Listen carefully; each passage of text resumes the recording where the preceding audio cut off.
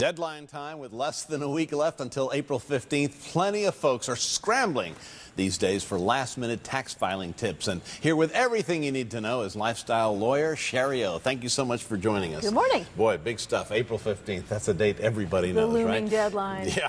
We had several tax changes in recent years. What are the biggest ones that filers are feeling the impact of now? Sure. Well, from a financial standpoint, John, they've got to be the impact on higher earners. So the thresholds for those are anywhere from $200,000 to $450,000 in investments or income. Those folks are going to have their rates increased. They're having decreases in the deductions and credits they can take, and they're also beginning to pay that surcharge under the Affordable Health Care Act to help pay for all of our health care. So folks who didn't set aside higher deductions as they went along this year in terms of their withholding need to really take a look at how much they're going to owe in taxes now. It's going to be more than usual.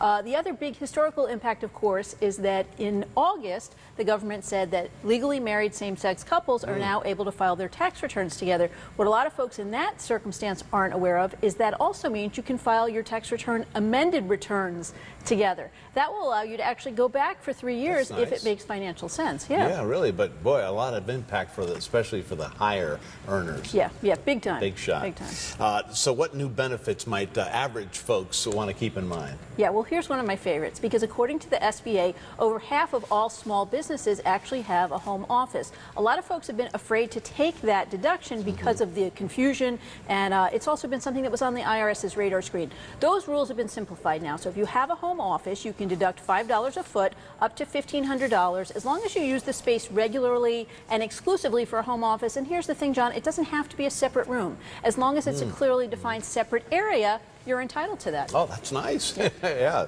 And then once you file, what's the quickest way to get your refund? Oh, sure.